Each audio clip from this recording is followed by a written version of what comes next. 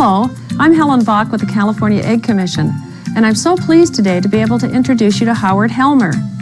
Howard represents the American Egg Board, and he's traveled to 5 out of 6 continents, making people smarter about eggs and egg products. Now, Howard's a man of many talents and accomplishments. As a matter of fact, Howard, I understand you're a Guinness World Record holder, and here's the medal to prove it. Yep, Helen, and look, this is the certificate that they sent me, and I'm proud to show it to you because getting there wasn't easy. I'm the world's fastest omelet maker, but I also know a lot about eggs and egg products.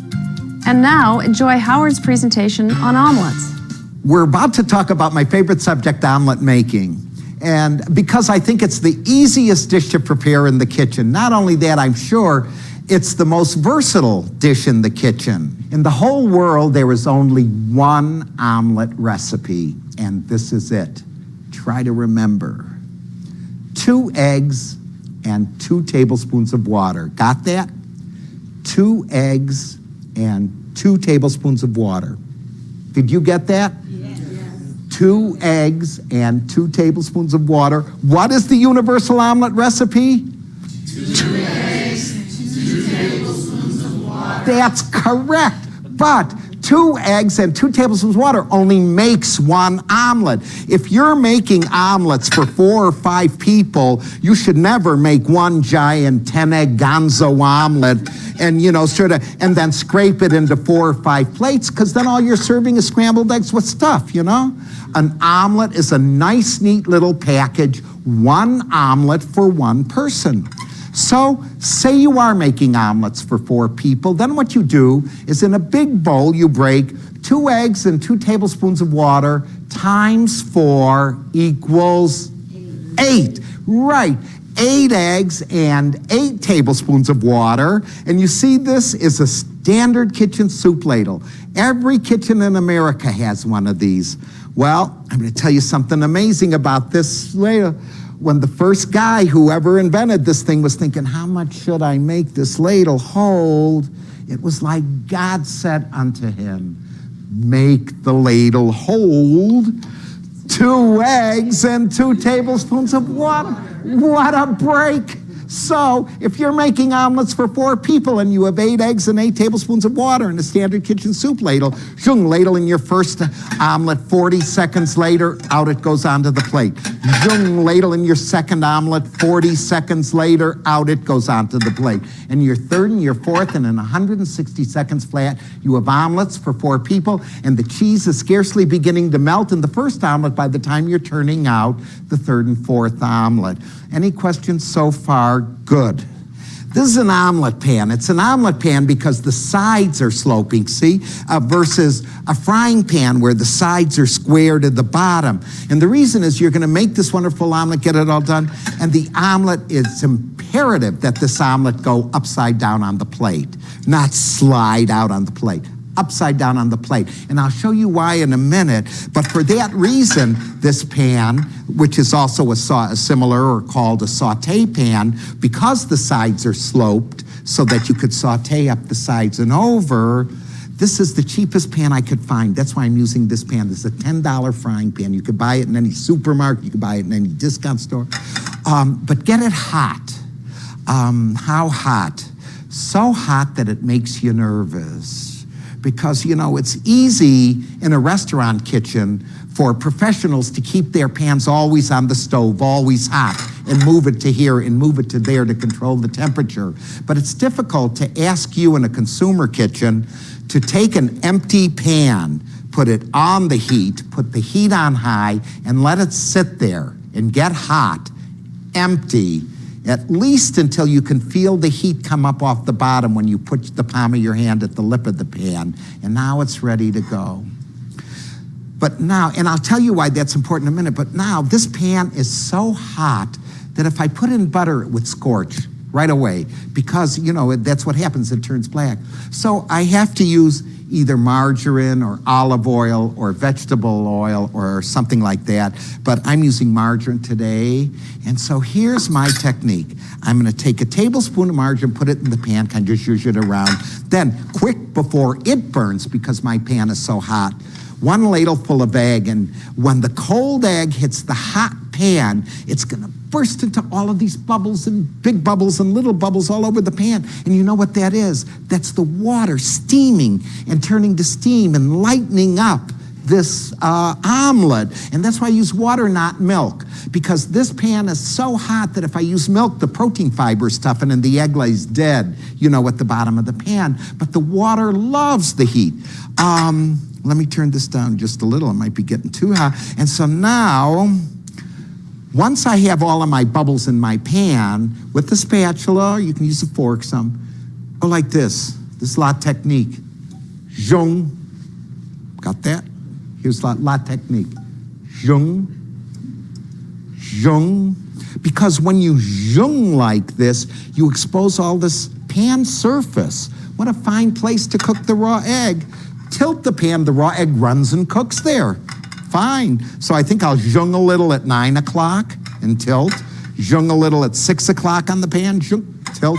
And do that until the egg won't flow anymore. Or as I say, dig a hole and fill it up. Dig a hole and fill it up. Dig a hole and fill it up. And that whole procedure takes about 20 seconds. Let me show you.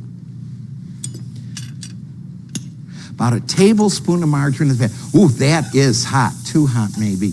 2 eggs and 2 tablespoons of water right on top of that. And I have these bubbles, my lightness and fluffiness with the spatula. Dig a hole and fill it up. Dig a hole and fill it up. Dig a hole and fill it up. Dig a hole and fill it up. Let me know when about 20 seconds has elapsed. Okay, and so now the omelet is ready to fill. Now, wait, let me show you here. Now you look at this and you say, oh, yuck, it's all wet on top. But do I care if it's all wet on top? Please say no. No. Because I still have to fill this and fold it and turn it upside down. And so this will cook plenty. Besides, when you fold an omelet, it radiates so much heat from the top and bottom, enough heat to melt cheese, so certainly enough heat to cook this moist egg. Is there anyone here left-handed? Left-handed people? Ooh, please reverse everything I say from now on. I'm sorry. I'll tell you, when you go to fill your omelet now, find your navel and hold the handle of the pan right at the navel. And you know why that's important is because you're going to fill this and you're going to fold this and you're going to turn this upside down on the plate. Well, if the handle of the pan is off in some weird direction and you merrily fill this and you merrily fold this, how in the heck are you going to get it out of here? How do you do it? So if the handle of the pan is pointed right at you, it's a very simple procedure. All of the filling goes on the left side of the omelet as you're looking at. All of the filling goes on the left side, except for my left-handed friend, you put it on the right, okay? And I'm going to use, I've got 2 kinds of cheeses here. I have some cheddar and some jack. A little red pepper, you think, for color in here? Sure, all in here. I've got some ham and some mushrooms. All of it, you see, all of it is on one side of the omelet. Get this, especially now. Now I fold the unfilled side on top of the filled side. Obviously, I'd have a heck of a time getting all of this stuff over there. The right side over the left side. The left side on the right side. Like this. Get the spatula all the way under and fold the omelet. And the omelet always folds, except when it doesn't. And when it doesn't fold, it tears. Well, this omelet didn't tear because it's been cooking so long now it's like leather. But say when you fold the omelet, it does tear. And so now look, this omelet has a big hole in it. Do I care if this omelet has a big hole in it? Please say no. No. What's so great about an omelet, no matter how you screw it up when you cook it, goes upside down, and that's why an omelet goes upside down on a plate. That's at least why my omelets go upside down on the plate. So I've got the handle of the pan in my right hand and a plate in the left hand, and then bloom, over it goes. Now, nobody needs to know the guts are spilling out underneath this omelet. No one ever goes looking underneath their omelet. And at the fine hotel where I'm staying, they get $6.75 for this omelet. 7 1/4. let me go ahead and make another one or two, and we'll see if we can't pick up the pace, okay? Pan is hot. Let me make sure of that. One other thing I wanted to mention, we were talking about water and milk, but there's a big difference between an omelet egg and a scrambled egg. And the difference is the water versus the milk. The French, I think when you look up the definition of an omelet, you'll find that classically, the main event in an omelet is the filling. It's what's inside. You never order an egg omelet. The egg is understood. It's ham, cheese, or mushrooms, or whatever it is. The French always thought then that since the filling is the main event, the egg should be light, fluffy, and invisible. So it's cooked fast over high heat with water. But when you make a scrambled egg, the egg is the main event. So it should be thick and rich and wonderful. So then you mix it with milk or half and half, and you cook it slowly over low heat with butter, and you stir it instead of manipulating it the way I've been doing until you come up with these large, wonderful curds of egg. So that's the difference between an omelet and a scrambled egg. Back I go to my frying pan, which has now come back up to temperature. Margarine in the pan, boy, that is hot. It's a tablespoon of margarine or a teaspoonful of oil if I was going to use vegetable oil or olive oil. I get this pan full of bubbles with my spatula, dig a hole and fill it up, dig a hole and fill it up. Just moving the spatula always to the center, you know what I mean? Not bloop, bloop, just little a half inch or, from around the perimeter, but big swoops.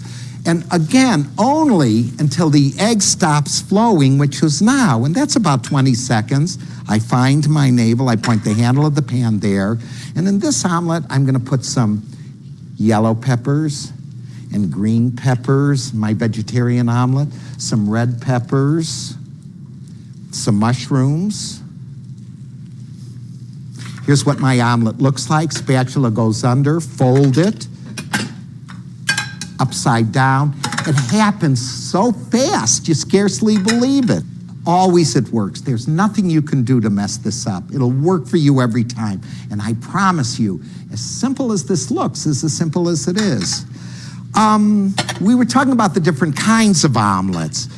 Here in the US, we've created what we call a Denver Western omelet. And let me show you how that goes. The difference actually between a Denver Western omelet is that you put all of the ingredients into the frying pan and start sauteing them, and then you put the egg on top, and all of the ingredients are embedded into the egg. The problem with making an omelet, and that's fine, and I have nothing against it, but what if I want to put in diced tomatoes? I can't put that in the pan. What if I want to use all of my 2 cheeses here? I can't put that in the pan. It'll stick in the surface of the pan. So I'm going to ask you to do a little combination of both, and you can do it. Into the pan goes my margarine, maybe a little more. And now I'm going to put in my ingredients. Here's my peppers. And what else am I going to put in here? Some ham. Okay, all of this. And now, even while this is frying, I can mix it up if I want to. I'm just going to put the egg right on top of that. And now I have a classic, I could put in some mushrooms, my shrooms. And now I've got a classic Denver Western omelet, but I'm going to proceed as if this was an ordinary French filled omelet. Dig a hole and fill it, dig a hole and fill it, all the way around like this. And this way and this way. So now the omelet is ready to fill. Well, maybe one more turn. You see, the omelet is ready to fill. Now, if I want to, I could put in tomatoes, I could put in cheese as I'm going to do. I've got my 2 cheeses here. Put those in here, like this. So here's what it looks like. Fold the omelet like this. And then turn this upside down in the plate. So now here's what I've got. I've got all of my raw vegetables kind of flash fried over the high heat that I did and embed it in the egg. But inside here, if I had tomatoes, my tomatoes would be steaming and my cheese is melting, you see. So now by preparing an omelet that way, I have what we call a confetti omelet, obviously, because of all of those flecks of color in it. And I think it's a wonderful presentation for a simple 2-egg omelet, because as you look at that, that's all we're dealing with here. 2 eggs and 2 tablespoons of water plus whatever is the filling. Now we're going to make one other kind of omelet, but actually what it is just like that Denver and Western thing was like a hybrid omelet between the French and the Denver Western. This one is more like a cross between a frittata and a French filled omelet. But instead of just folding it in half, I'm going to fold it in quarters, and there's a reason for that, and I'll get to it. But you make the omelet the very same way, into a very hot pan. I put my margarine, 2 eggs and 2 tablespoons of water on top of that. It bubbles right up. Take my spatula and move all of the egg from the outside of the pan to the center. I hope this isn't boring you now, because it's the same thing over and over. But so when you do this, you don't have to be as kind of frenetic as I am. You can do this more slowly and maybe take 60 seconds for your omelet instead of 40 seconds. That's okay. That's not much time. Dinner for 4 in 4 minutes instead of 160 seconds. The omelet is now ready to fill. Instead of putting the filling on one side, like I've done, I'm going to sprinkle it all over the top as if it was a frittata. Let me show you. Here goes my ham, and I have some more peppers here, and I'm going to put in some more. They have more. I love these peppers. And now I'm going to top it with my cheese, all this cheese all over the top. And so here I've got what starts out as a frittata. In other words, if I was going to make a frittata, what I would do now is take this to my broiler, run it under the broiler, just only long enough for the cheese to set, all of this stuff. Then I would slide it out onto a plate instead of turning it upside down, and then cut it in wedges and serve it in wedges. But instead with this omelet, what I'm going to do is fold it the way I folded a normal omelet, like this, or the omelets as if that I'd been demonstrating.